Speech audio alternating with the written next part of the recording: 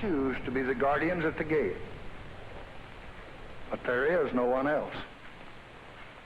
We do not want an expanding struggle with consequences that no one can foresee, nor will we bluster or bully or flaunt our power. But we will not surrender, and we will not retreat. Strengthened by that promise, the people of South Vietnam have fought for many long years. Thousands of them have died. Thousands more have been crippled and scarred by war. And we just cannot now dishonor our word or abandon our commitment or leave those who believed us and who trusted us to the terror and repression and murder that would follow. This, then, my fellow Americans, is why we're in Vietnam.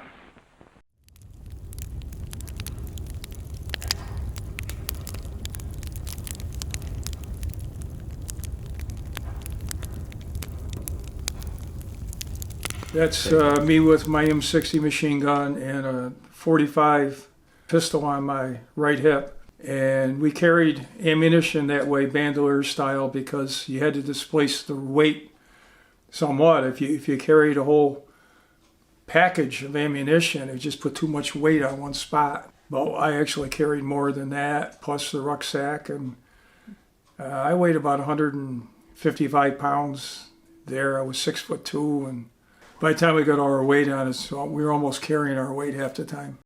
I was trying to remember, I think we flew into, on Braniff Airlines to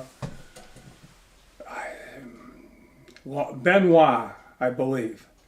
And we went to get something to eat, and we had a rocket attack, 122 millimeter rockets. And we're all new guys. We're sitting there, I said, boy, this is what it's like. Then we went to Long Binh, and we stood in formations of about 1,000 guys, and every morning they would read off who was going to which unit. Whichever unit suffered the most casualties the previous week, 101st Airborne, whatever, I ended up in the 4th Infantry Division. This picture was taken inside a Huey as we were taking off for a combat assault. I have no idea why we're smiling. Maybe for the camera. Meanwhile, in this jungle war, the United States is becoming more fully involved with each passing day. American combat troops join with South Vietnamese and Australian forces. I had met a couple of different friends of mine that had served, and they told me about it, so I was just a gun-ho kid and wanted to go see what it was about. I graduated in June, left for Fort Jackson, South Carolina in September. The following June, from 2 days of graduation, I landed in Vietnam. I just turned 19. I went as a replacement troop, and I went in and I was an infantry. I was a grunt with a big red one, and so I didn't go as a group. I was kind of by myself, and I was put in a unit. And I remember when I got there, and I arrived with about 5 or 6 different guys that were in the same boat that I was with. They give us our gear, and I remember it was all mud, all dirt. There was some blood on the rifle, and I took my training with an M14. I never seen an M16 till I got in country. When I was drafted, I believed, and still seriously believe, it was service to my country and one definite good experience that I didn't think I'd ever get otherwise. And I made the best of it. And my oldest friend just has made the best of it. Who I know from when I'm 12 years old. We're talking on the phone. He lives out in California, and he's telling me he's got a horse and he takes part in these parades and all that.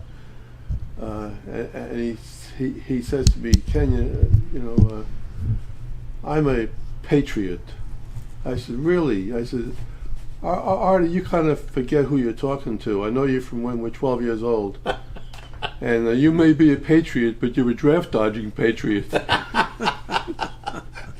I got drafted. I figured, well, my life is over. that's really how I thought about it. Who the hell ever heard of Vietnam back then? Yeah. When I got drafted, I said, well, do I have a choice? I didn't have a problem with it. I understood what the draft was all about. I didn't have a problem with it. Did I really want to go? No. But when the call came, I went. Well, I just didn't know what I would do in Canada, so I went. You know what I mean? When I graduated from high school, '64, there wasn't a lot about Vietnam going on. It wasn't frontline news, in other words. But the draft, everybody was trying to scare you to death with the draft. You know, if you're not going to college, you know, and you don't have a deferment, you're not married with 10 kids, you're going in the military. I don't know, okay. Well, it was almost 2 years before I finally got the draft after graduating from high school. I didn't get drafted until '66, January of '66. And you know, you didn't hear all that much about it, even in the military. In basic, you know, you were just doing your job and going through the ropes. And then when I graduated from AIT out of Fort Eustis, Virginia, I got shipped to Germany. AIT. Hey, I was one lucky guy. You know, there was a lot of rumors. You know, once in a while you'd run into somebody who had come home from Vietnam, early servers. And, you know, all that bad, hot, filthy, a lot of hoes, you know, things like that. And it just kind of went by the wayside. The reality struck when you got there. That's when reality struck. I volunteered at the age of 17, the day I turned 17. Where did you fly into? We didn't fly, we took a transport. 5,000 of us on a military transport ship called the General Leroy L. Chinge. Took us 32 days to get there. And when we did, we went over the side, got into LCMs and LCUs, and attacked the beach, to which we were fired on each way.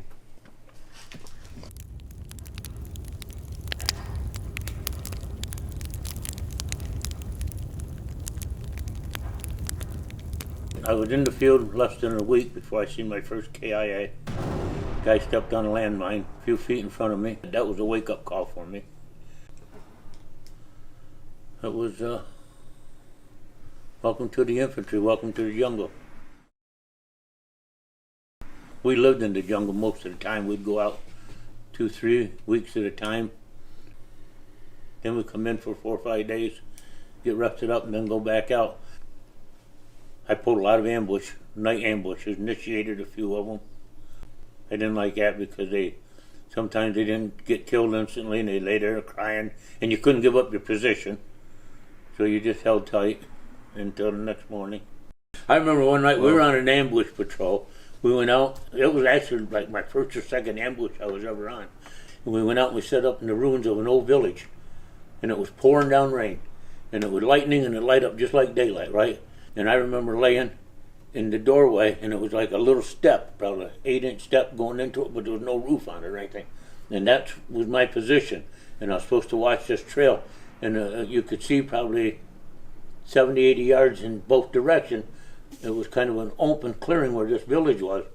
And all of a sudden, I looked, and we'd been there probably a couple hours, and I seen some guys coming. And I thought, what the hell? And then I waited for the next lightning, and there wasn't 4 or 5, there was like 20 or 30 of them. But they walked by us, and they were, oh my God, we were outnumbered, I figured 10 to 1. And so there had to have been 60 of them anyway. Yeah, they were in VA and Viet Congs. And they were carrying a lot of stuff. They had these long bars between them with sacks on, carrying stuff, and they were so focused. I was from here, probably to them sandbags away from them when they walked by my position. And the trail turned to mud, and it was actually splashing and hitting me. So after they all went by and went into the woods, Sergeant Wilson called artillery in. And of course the first one fell short in behind us. But you know what we always said? That was giving them the wake-up call to get the hell out before the next one came. I ran into the first sergeant, he says, Captain Hill wants to see you. And I said, Sarge, I don't know what's going on. I said, I'm supposed to have first few hours off today. I've been up all night. And so I got into Captain Hill's bunker, and I said, "Good morning, sir." He said, "Okay, how you doing?" I said, "Sir," I said, "you know I've been out on ambush all night." He said, "I don't give a shit where you've been. I know where you're going." And I said, "Sir," I said, he said, "Get your shit together. We got a resupply convoy returning." And he says, "You're going back to Like at the base camp. There's a guy by the name of Bob that wants to see your ass tomorrow night." And I said, "I don't know any Bob back here." He said, "You asshole." He said, "You're going to go see the Bob Hope show. Go get your shit together and go in." So I got my shit together, jumped in the back of the ass end of a deuce and a half, laid my head back. The sun was shining, and I thought, my feet were still soaking wet, but I was relaxed. Got a nice warm shower, got a nice warm meal, got some clean clothes to put on. Had to go fight with one of the rear echelon guys that stole my mattress to get my mattress back on my cot. And got a good night's sleep. And the next day, that afternoon, they came and they got us. And there was about 18 of us, I'm going to say, that they brought in from the field.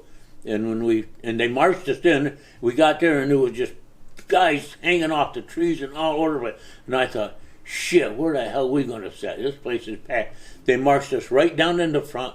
The first 5 rows Bob Hope had reserved for us guys in the field to see the show.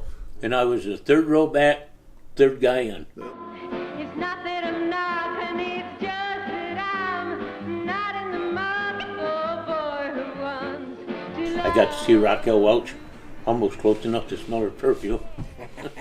Bob Hope would say, well, he would introduce Miss Universe, Raquel Welch, Joey Heatherton, and said, "I just wanted to show you guys what you're fighting for." Yeah, that's what he said. "I want to show you guys what you're fighting for." And everybody started cheering and rooting, you know. But they announced that Bob Hope had reserved all these seats in the front for the guys that had been in the bush and just come back. And he said, and they'll be returning tomorrow morning back to the bush. And sure as shit, we were back to the bush. So, we formed a new platoon, 1st of the 8th Infantry, which was a recon unit. And I was sent originally to a fire base called Firebase 29. It was around Doctow. And basically, the enemy never left that area. And Firebase 29 had been hit many, many times. And my first night there, they sent me out on a night listening position, which was basically 4 guys go out in 4 different directions, northeast, south, and west. And you're there to kind of, be the eyes and ears of the rest of the camp in case there's an attack. And it was monsoon season, and I ended up, we were in a crater, and I'm a new guy, and we're trying to sleep in 4 or 5 inches of water. And there was artillery fire of some kind that night, maybe a mortar attack, I don't know. And being a new guy, I was on the radio, and I had no idea what it was. I remember calling in, and the captain said, "Well, what's going on?" I think he said Red Dog. And I said, "What the hell is that?" I have no idea. He says, "Artillery fire." I said, "Well, yeah, it sounds like it."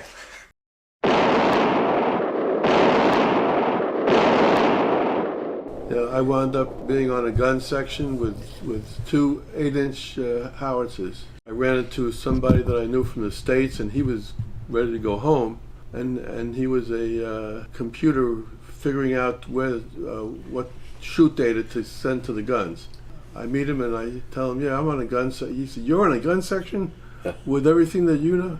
He brings me over to this lieutenant in the headquarters battery, and he says, "This is Ken Krieger, he's my replacement." That's exactly how that happened. So he gave you a job, huh? In the one day, I left Charlie Battery with the 8-inch. We had 2 8-inch and 2 175 guns, 2 8-inch howitzers. Yeah. So in one day I left that, and now I'm on the computing shoot data for the guns. They would be calling up on the radio sometime, and I got the phone talking to the guns, and this guy, "Get some rounds on here, we're being overrun." Yeah. And he's giving me coordinates where to shoot upon, and I go over to the table like this but bigger, and I said, Jesus Christ, that guy is giving me his own coordinates to fire on. Yeah, you really had the guys were almost hysterical, you know. Yeah, you know, got it screwed up. and he's giving me the coordinates of where he is. So I say, so I had to ask him, what direction are you from the enemy coming in? Gives me that direction, so I put a margin of, and then had him shooting, so the rounds would land a little behind them, and then we would adjust it so that we're landing rounds between the Special Forces camp and the Viet Cong. And I remember once this Captain Hudson, I have the shoot data done. I had already talked to the guy doing the same job as me in the battery, you know. And I said, Captain, shouldn't we be checking data? He says, we already did that. You know. So we hear, boom, boom. He had sent the wrong data to the wrong guns. So now we're in a panic going over to that old French map and seeing if we have a red circle there to show that that's a do not fire zone. Oh, yeah. Sometimes you walk point. It depended on which squad had point and which guy in the squad had point. And one day we didn't have point, another squad had point, and we had a dog handler. And with a German Shepherd, as a matter of fact, walking point. And they walked by a cross trail, perpendicular to the trail we were on. The gooks were set up on the cross trail. They let the dog handler walk through with the dog, and then they killed our point man and shot another guy, wounded him. They figured we'll get more this way than if we just shoot the dog and the dog handler. Which they did. That was pretty much you try to not to stay on trails, but you had no choice. You can't walk through the jungle. You try to cut your way through with a machete, you'd be there for days. Yeah. When you get shot like that, you kind of start to worry about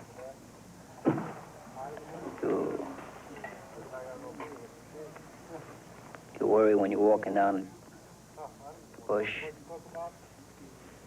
You worry about getting hit. For me, I worry about getting hit again. I don't intend for that to happen again. But you can never tell. You feel that there's somebody after you, specifically just you, because you're short. They don't want nobody else, they just want you. I think most of the guys thought that you're not going to survive if there's a bullet out there with your name on it. And it's like, it's just a matter of luck that day who was walking point. On another occasion, we were set up on a new fire base. The 105 battery had already set up, and they only had maybe one platoon up there to guard them. So we came across from another hill, and the only thing we had to protect us, no bunkers, just concertina wire set up. And we got hit that night, and me and my buddy, Jeff Brown, we were set up. You take two ponchos and you put them together, then you got a little bit of a tent with two guys. And everybody was doing that. We were pretty strung out because we didn't have a lot of guys. And the one next to us was probably, 20 yards away maybe. And they got hit with a B-40 rocket, and both of them got killed. And then we had a firefight that night, and there was few dead bodies strewn around the next day outside the wire. They didn't get through the wire, but their rockets and the machine guns did. Mm-hmm. And then that same day, I've got a picture of the helicopters, a Chinook that got shot down. Mm-hmm. And right in the broad daylight, a couple of gooks stood up with AK-47s. He shot the Chinook down and brought in a water tanker. Dropped the water tanker off, tried to take off. And nobody was killed on it because it lost power, whatever they did to it, and landed in the jungle. And they sent our platoon out to secure the area. But the elephant grass, which would grow, my God, 12 feet high, I guess. I mean, taller than a man. Yeah. Caught fire, and the fire caught the Chinook, and we were running away from it as it blew up. About $3 million back then worth of machinery. This is a bridge, a pontoon bridge that we were guarding. And as the convoys went by, they threw out meat. They had packages of hamburger and everything, so we did a lot of cooking for the Vietnamese kids that were hanging around that area. Mm-hmm. Yeah, I don't know what I was making there, but I wasn't that great a cook. These are some of the brothers that served with us. They were in my platoon. They were just with the Vietnamese kid. Mm-hmm. They were good people. What was like the relationship with the kids? Oh, wonderful. We gave them whatever we had. Yeah, they always needed something or wanted something, so we gave it to them. Mm-hmm. We could always get resupplied, but they couldn't. And I used to say the Hershey candy bars, when we'd go on village sweeps, we'd go in and all those little kids were, I felt so bad for the kids, though. They were all scared to death of us and stuff, you know. And I would give my Hershey bars to the kids. And 90% of the time they wouldn't take it, so I just laid on the dirt floor in their hooches or whatever. Mm-hmm. And then when I leave, you could hear them in there fighting over it, you know. But I felt bad for the kids, so I always tried to save them for a peace treaty thing like with them, you know. We had a lot of kids, and they were always looking for a handout. They weren't starving, and of course, being Americans, GIs, we had big hearts, and we were always giving them something. That's right. But two things that they absolutely hated, we used to have in our C rations a chocolate bar. It was a round chocolate disc, sort of like a peppermint patty, but it didn't have any peppermint. It was just hard chocolate. And we used to throw that off at them, and they'd throw it back at us. Really? Oh, it was terrible. Well, not the kids. Oh, they wouldn't take that in a heartbeat. They used to throw them things back at the GIs all the time. So, you know, but that you know, they were always looking for something. They'd buy, sell, trade, whatever. Our garbage and stuff was always scavenged by the Vietnamese people. A lot of times that would be turned into devices that would kill us. Once we caught up with all that, the units that had regulations about, you know, getting rid of your waste and stuff, and not allowing the Vietnamese people on the dumps, and because they were afraid that the ones who were doing all the picking were Viet Cong. Right, and or they were selling it or giving it to the Viet Cong, and they're making weapons out of it to kill us.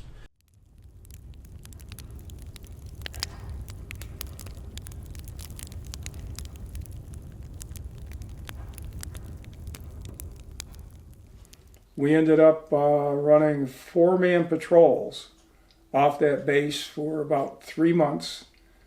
My best friend was killed on one. He's a guy who wanted to go on R&R with me. And the experience on that was we were going out from Firebase 29. It was November. 4 of us were going out, and those we were coming back. They were coming out to replace us after 2 nights. And we met halfway on the trail, sat down, shot the shit for a while, and then we went back to the base camp, or the fire base, 29, and about 15 minutes later we heard small arms fire. He was hit in the head. He died immediately. The other 3 guys were all wounded, and we managed to medevac them all out. But it's pretty much, that's what we were in the 4th Division, recon units. I was never in a major battle on the fringe of them, but most of our casualties were small ambushes, and that could happen any day. And I spent the entire year in the jungle because I was never wounded. This is probably monsoon season on Firebase 29. This is a 4-man patrol, the 1st of the 8th Infantry, 4th Infantry Division going out. Can't remember the names of all the guys, but this guy here with the beret on is Larry Conklin. He was one of the wounded where my best friend got killed on that other patrol, and he got a Silver Star for what he did that day. He went to Japan, got healed, came back, and he was killed in March. This is November. He died in March. He's buried in Endicott, New York, and I went up a couple of years ago to see his grave. Actually talked to his father, who was a World War II veteran, and when I mentioned that I knew Larry, I should have called him many years before that. He cried over the phone.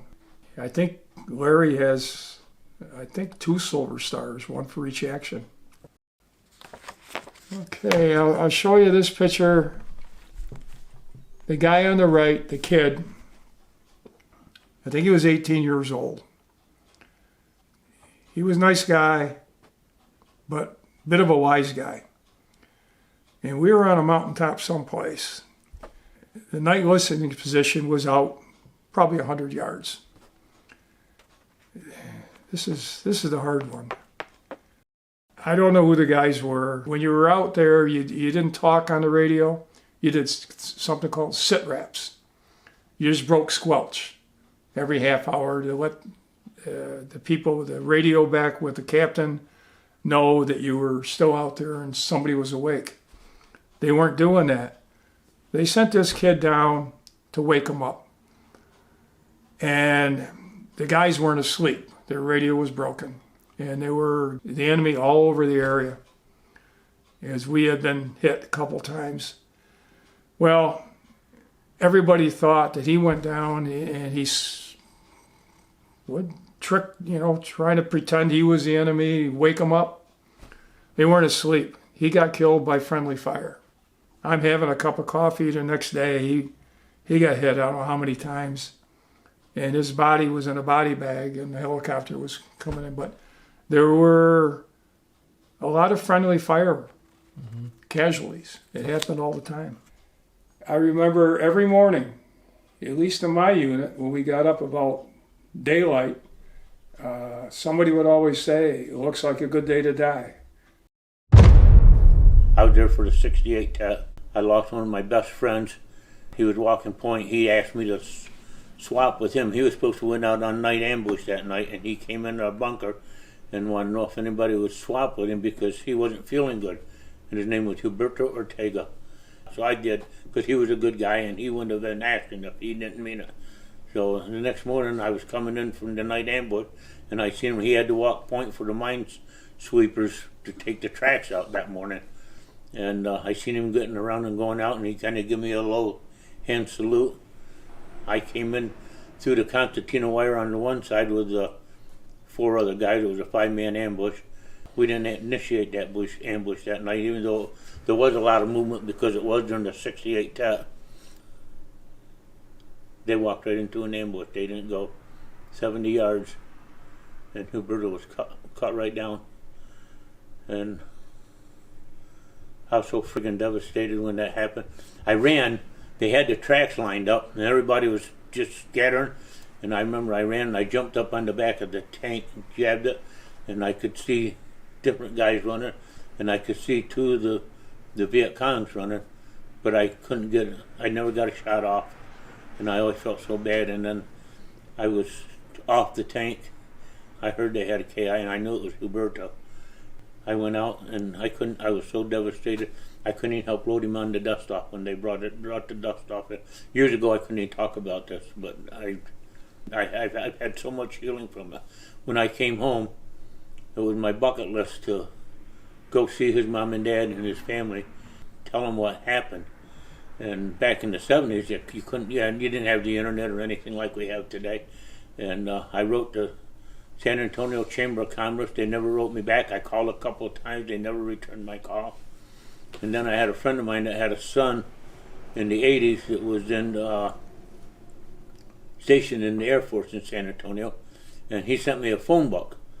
And do you know how many Ortegas there are in San Antonio in that phone book? And I started calling. I did every afternoon. I'd start calling. And some of them couldn't even really speak English, and none of them knew they were related and didn't know anything about it and stuff. And so I kind of give that up. And then about 7 years ago, let's say 7 years now, my daughter seen a picture of Huberto posted on a Facebook page. And so she tagged me in it. So I wrote the guy that posted it. He wanted to know how I knew him, and I said I was with him when he fell. So he said, give me your phone number. So I gave him my phone number, and he called me, and we got to talking, and come to find out there was 23 kids from his high school that were killed in Vietnam. And he said that he knew Huberto, but Huberto was 2 years ahead of him in school.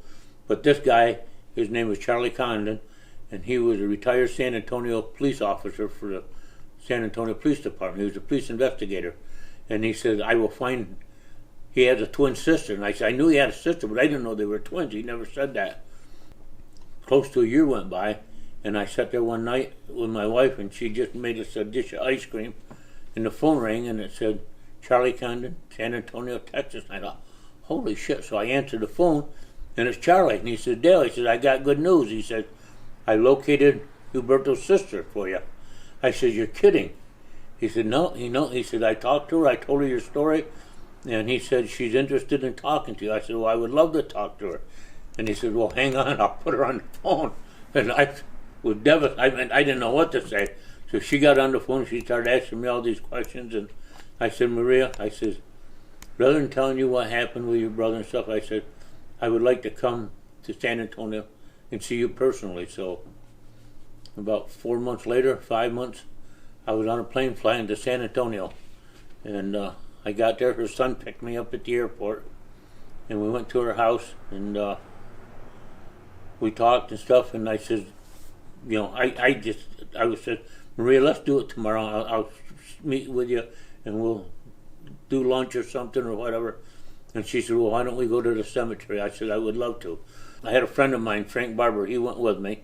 And the next morning they came and picked us up, and we went to the cemetery, and that's where I told her what happened. She said that they told her that he was killed by a sniper with one shot to the head, and I said, no. I said, he was almost cut in half at just above the hips. And I says, and the machine gun, he was carrying the M60, and it was just riveted with lead. You couldn't even use it. I lived with survivor's guilt. That's what they ended up calling it for so many years. And she says, don't you ever feel guilty about it. She says, it wasn't your turn.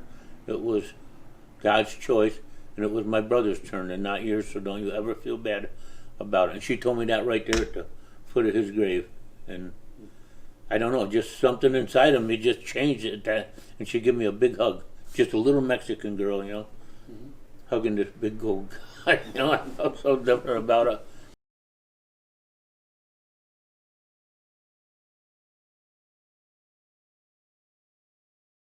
We went to the wall one time, years after I got married, and my son was about 5 years old, so my daughter would have been about 12, and we went to the wall. We was coming back from Florida, from down to Disneyland. They seen the Washington Monument, so they wanted, well, we had time, we was going around the Beltway, so I said, okay. So we got there, well, then all of a sudden I found the Vietnam Wall, and I wasn't even thinking about going there, was right there in front of me, you know. And my daughter and my wife said, let's go to the wall. And I was thinking, am I ready for this? I don't know. You know, I put this whole thing behind me for so many years, because there's 63 guys from my unit. I didn't know them all, but I knew a lot of them that was on that wall. Then you would tell people, when you go, if you're going to go to the wall for the first time, don't go yourself. I'll tell anybody, don't go alone, because I started walking down in there, and I looked, and I seen all these names, and it was just like a huge funeral, a huge graveyard or something. I don't know. I just felt so much death around me and stuff. And my daughter says, and wife said, "Dad, I found Huberto's name on that." And I seen it, and I just started crying. I got so weak, I buckled at the knees. The park rangers had to come and help me get up and get out of there. And I remember my son saying to my wife, "Mommy, what's the matter with Daddy? What's wrong with Dad?" I was ever overwhelmed with emotion since Huberto was killed that I just couldn't, I had no control over what I was doing. He wasn't the first guy I seen killed, but it was the circumstances of it, and he wasn't the last.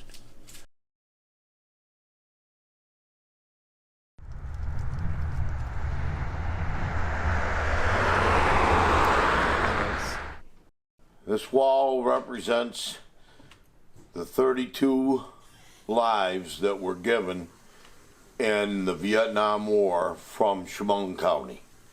And it is the Wall of Honor. These are the heroes. The rest of us are not heroes. These are the heroes. Richie Barnes, as I said, was my childhood friend. Grew up with me, a couple years older. Wall down here to Gordon Hoover. Okay, Gordon Hoover was killed on probably the worst night of my life, too, which was January 31st, 1968, and that was the first night of the Tet Offensive. It was living hell throughout the whole country for everybody. Army, Marines, Navy, Coast Guard, didn't matter. They attacked us all, and it was an awful, awful night.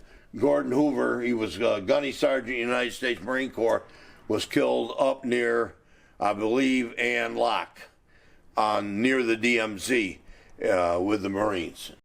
Brewer, Eddie Brewer, was killed in 68, June.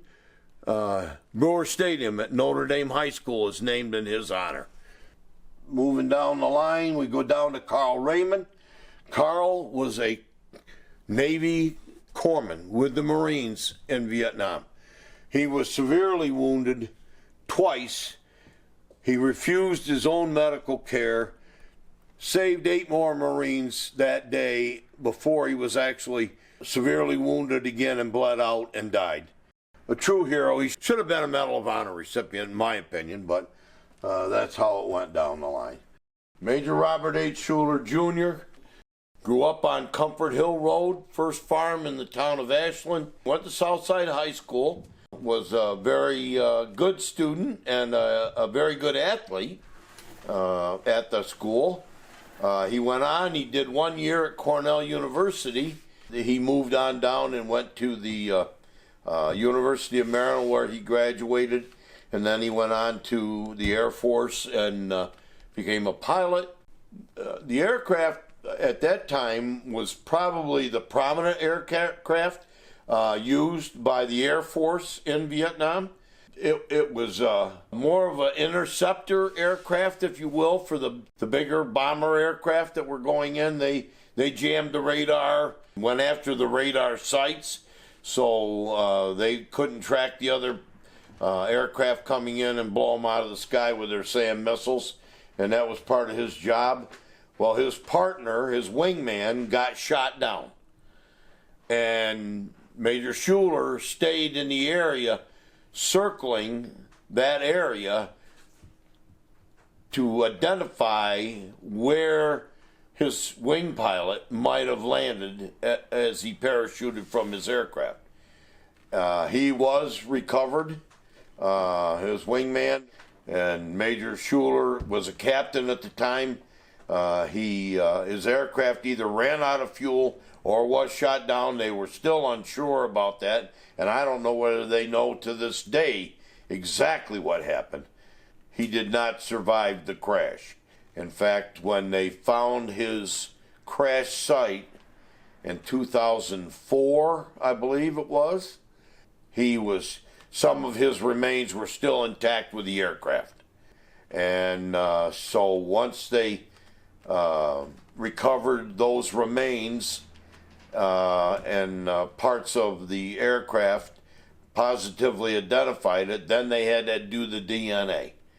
And then that's how they made contact with me because we had named our chapter here the Major Robert H. Schuler Jr. Chapter 803 of the Vietnam Veterans of America in honor of Bob. And because there was just really no recognition for him. You know, he wasn't declared dead at that time, and just the forgotten ones have always been the POWMIAs, which is sad. But anyway, they made contact with me. With that, we got in contact with the nephew, Major Schuler's nephew, his brother Dick's son, Fred. Fred Schuler lived in Omaha, Nebraska.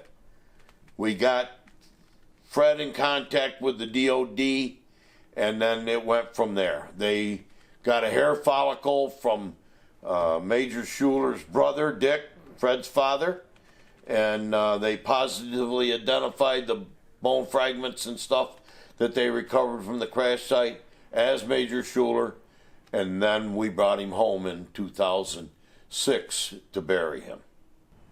This is the POW table. Okay, the POWMIA table is significant in the fact that we do now have a national organization called the POWMIA Committee, and they do recognize all these people that have been lost in all wars. And they go all the way back to the Revolutionary War, where we lost people that represented our country that were never, their remains were never recovered, okay, or the site where they might possibly be interned. That's why it's so important to have this as a national organization now to follow up on any soldiers, and we've had them recently from the different actions that are going on within our country now. From the Vietnam War, I think we're down to about 14 or 1,500 right now. I'm not positive on the exact number, but I know we are below, we're below 1,700, I believe, as still listed in action from Southeast Asia, not just Vietnam. Because we lost guys in Cambodia, we lost guys in Thailand, you know, in the South China Sea, not on land, but in the sea. Their remains were never recovered. So they are still listed as POWMIAs.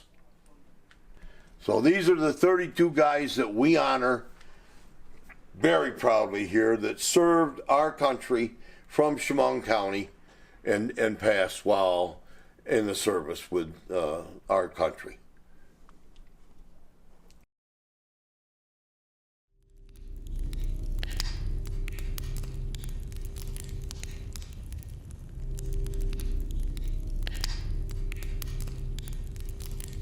Well, let us turn now to the fundamental issue. Why and how did the United States become involved in Vietnam in the first place? 15 years ago, North Vietnam, with the logistical support of Communist China and the Soviet Union, launched a campaign to impose a communist government on South Vietnam by instigating and supporting a revolution. In response to the request of the government of South Vietnam, President Eisenhower sent economic aid and military equipment to assist the people of South Vietnam in their efforts to prevent a communist takeover. 7 years ago, President Kennedy sent 16,000 military personnel to Vietnam as combat advisors. 4 years ago, President Johnson sent American combat forces to South Vietnam. Now, many believe that President Johnson's decision to send American combat forces to South Vietnam was wrong. And many others, I among them, have been strongly critical of the way the war has been conducted. But the question facing us today is, now that we are in the war, what is the best way to end it? In January, I could only conclude that the precipitate withdrawal of all American forces from Vietnam would be a disaster not only for South Vietnam, but for the United States and for the cause of peace. For the South Vietnamese, our precipitate withdrawal would inevitably allow the communists to repeat the massacres which followed their takeover in the North 15 years before. They then murdered more than 50,000 people, and hundreds of thousands more died in slave labor camps. We saw a prelude of what would happen in South Vietnam when the communists entered the city of Hue last year. During their brief rule there was a bloody reign of terror in which 3,000 civilians were clubbed, shot to death, and buried in mass graves. With the sudden collapse of our support, these atrocities of Hue would become the nightmare of the entire nation.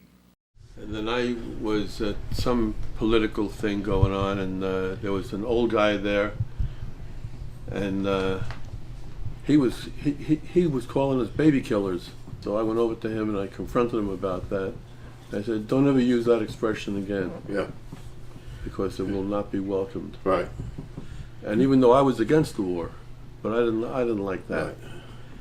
Right. And I think the big thing that we all recognize, okay, as veterans, all right, is the fact that we could have taken care of that. We could have defeated them handily, but we were not allowed because of political ramifications, okay?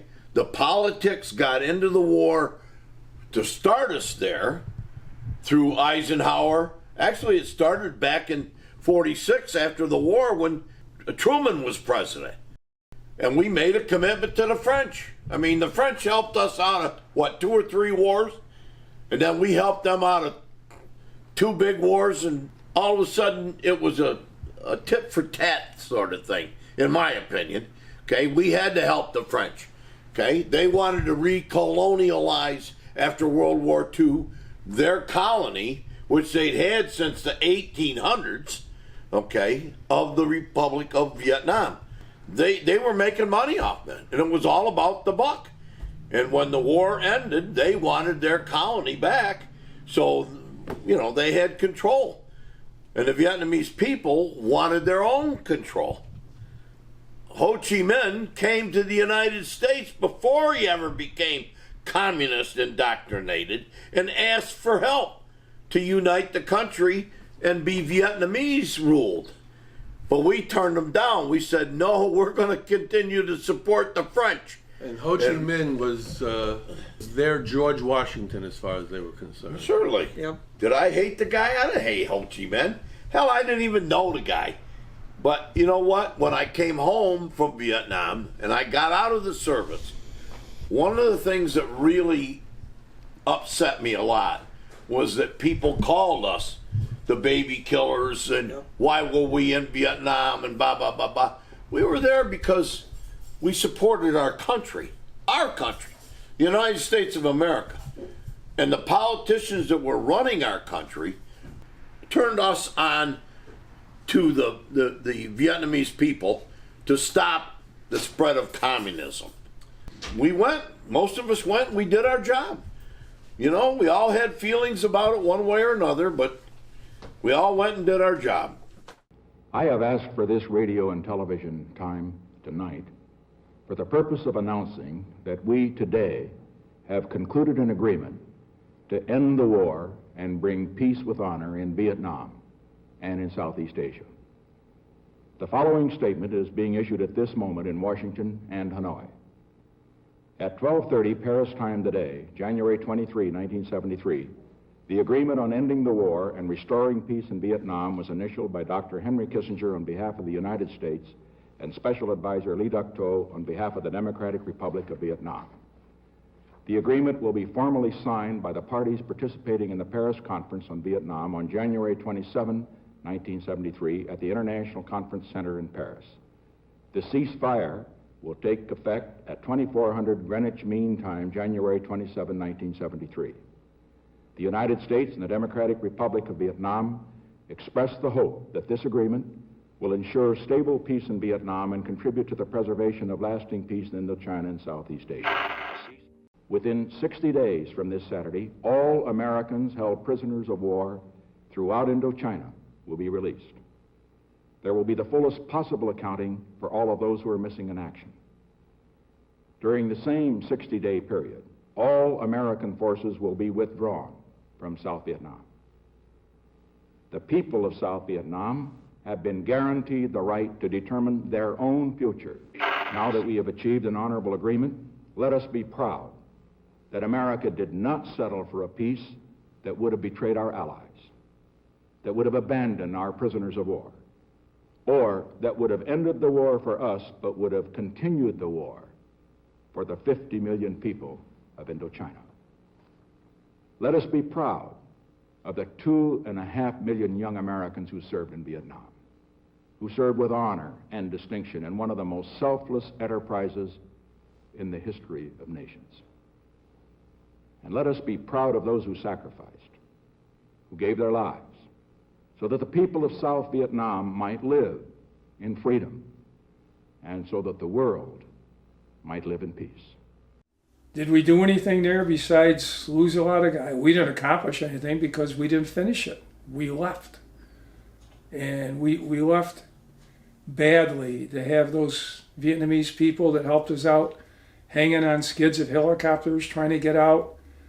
The Vietnamese were a little, they probably executed some, but they were a little more tolerant with, they re-educated them or whatever they do, but nothing like what happened in Cambodia with Pol Pot, where he killed half the population. But I wish we had at least done a better job, which I don't think we did, losing 58,000 men. Yeah, a lot of people were unnecessarily, they died. Yeah. Where we were, there were Montagnards. They fought with us. They fought with with the Green Berets. Mm-hmm. They were very good fighters, but we just left them and to the Vietnamese government. Didn't take them out. We should have. But yeah, they were good people. We did precisely what everybody else did. We got up and run away, let the Vietnamese come to their own ending. We ran away. It was all politically induced. They lied about why we started the war. They lied all the way through the war. And at the end of the war, they lied because they said they did it with honor. There was no honor in the way we left Vietnam.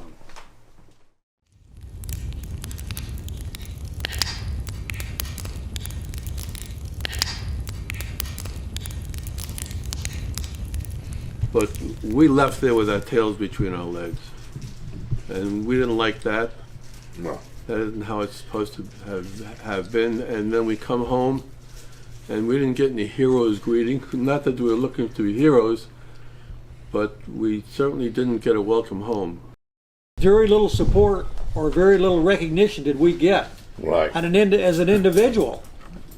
But even yesterday, and a fella come up to me, I had probably this military hat on, and he said, "Did you serve?" And I said, "Yes."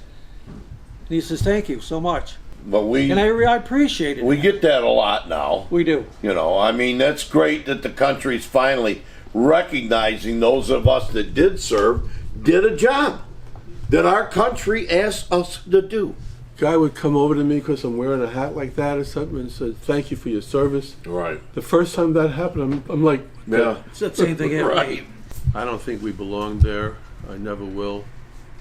While I'm there, I'm going to do my job the absolute best I can possibly do it because I'm saving our guys' lives. We weren't heroes. We just did what we were told to do. We weren't. Sure, there were some heroic actions that happened during the war because there's medals of honor, silver stars, bronze stars. But as far as being heroes, no, I don't think no. That word is, to me, really overused in our culture. We're not heroes. Anybody you see in this room, we served, we did our job. We're not heroes, okay? I really get upset when everybody's called a hero now, okay? Most of your newscasters, oh, this guy was a hero, and that guy was a hero, and this baseball player is a hero. No, they're not. These are heroes. those that gave their lives for their country are heroes. No, I just consider myself a soldier. I got drafted, and I just did what I had to do. But they did something far beyond what anybody else did. But if you weren't in that position, you didn't have a chance to do it anyway.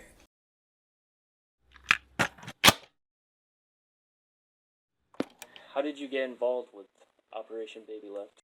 I got involved with it because I was a flight nurse, and I was stationed at Travis, and we were in the process. The Air Force was combining the East Coast and West Coast aerovac units with their Pacific or Atlantic counterparts. So McGuire was going to be combined with Rhein-Main at Frankfurt, Germany, and the Travis group was going to be combined with the 9th group at Clark Air Base in the Philippines.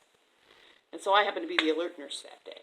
We pulled alert from 8 o'clock in the morning one day till 8 o'clock the next day. Well, the alert mission came at 6 a.m.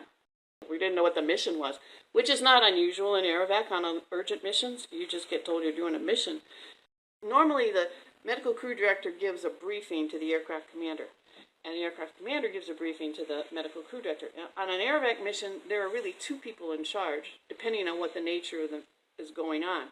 The aircraft commander is in charge of all flight safety. So if there's something with the plane, he has the last word. The medical crew director is in charge of all patient and passengers. He or she has total responsibility to the point that if the medical crew director believes the plane needs to land and they need to get on ground support, he or she has the ability to say to the aircraft commander, you need to land this plane now. And he or she can't question it. It's like they're in charge. So it's a shared responsibility. So when I walked up to Bud and I said, okay, Captain Trainer. He was a captain, I was a lieutenant. So I walked up to him and I said, well, hi, I'm Lieutenant Auntie, and I'm the medical crew director on this mission. And I introduced the crew and I said, I can't tell you anything about the mission because we don't know what it is, because we didn't know what the mission was. And he looks at me and he said, well, hi, I'm Bud Trainer. I'm the aircraft commander and I've never flown an aerovac mission in my life, so you have to tell me how aerovac missions go. And if you've never been to Vietnam in April, you have no idea how hot and humid it is. Like 95 degrees temperature and 95% humidity. I mean, it's just like you're dripping wet as soon as you land. And so he said, I'm going to close up all the doors, so come up to the flight deck. So he had the entire crew come up to the flight deck. And he and the co-pilot went in to find out what the mission was. So he comes back with this Air Force colonel from the Consonant Command Post. And they climb up to the flight deck where the rest of us were. And he said, who's the medical crew director on this mission? And I said, I am, sir. And he said, oh, well, you're going to take about 300 people out of here today, and most of them are babies under the age of 2. That was when we found out what our mission was. That's exactly how we found out what our mission was. The Vietnam War was over in 1973. The POWs came home. In fact, I flew with some of the nurses after the fact, because I wasn't flying at the time they brought the POWs home. I was stationed at Andrews, but they brought the POWs home on aerovac flights in 1973, in February of 1973, and the U.S. government left a small contingent of troops in South Vietnam because they were trying to work with the South Vietnamese government to shore it up, to let it, to enable it to be strong, which didn't happen. And by the end of 1974, early 1975, it became pretty apparent, I think, that South Vietnam was going to collapse. And that was when President Ford decided that we needed to get the Vietnamese orphans out of the country.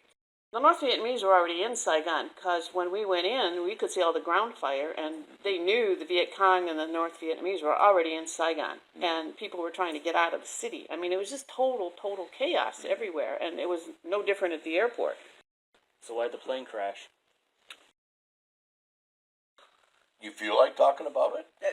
Well, we had this discussion the other night. Yeah. Some of this has got to be off the record, and I know that's not what you're supposed to say, but the official version is that the mechanisms failed on the and when it did, because the mechanism on a C5 is like a zipper. And so if you partially unzip, the whole thing unzips. the real fact of the matter is that they never really recovered enough to definitively say this is exactly what happened. Right. They never could recover enough of the aircraft. And you have to know the flight in total was 20 minutes from the time we took off till we crash landed. It was only 20 minutes. Only a 20-minute. Because we were at 23,000 feet climbing up when the doors failed. Well, the book is really about one day in Vietnam because it's about the day of the plane crash. And the book, it's written by Aaron, too, who was one of the babies on the plane. We wrote the book together, so we both tell our stories, and then we show how they're connected. The people in the orphanages said often was that they didn't have names for these babies because sometimes they were left in the doorsteps at night and they were just dropped off at the orphanages. For them to leave the country at the time that they petitioned to have the babies leave the country, the Vietnamese government required that they have birth certificates. Well, a lot of the babies didn't have birth certificates, and they had to have Vietnamese names.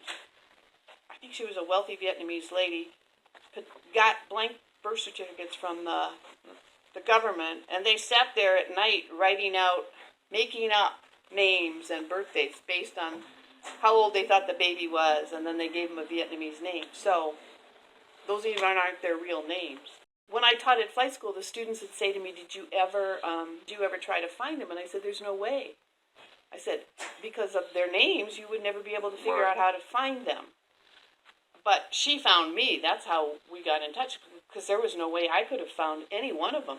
You know, and then at the reunions, I met more of them. So I've met at least 6 or 7 that were on that plane that survived.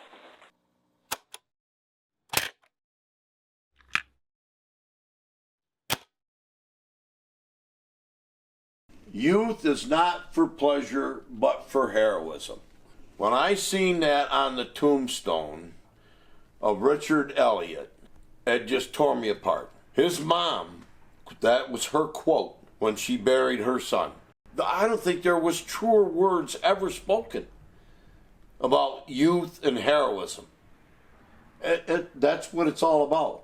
So I called the family when we put this museum together and asked if I could use that verbiage to put over our wall for all the vets from Chemung County that were killed. And I think that phrase says so much. It's beyond words. It's beyond words. When you look at what that actually says, youth is not for pleasure, but for heroism. For a mother who lost her son in Vietnam to think that is absolutely mind-boggling for me. Incredible. What a wonderful lady.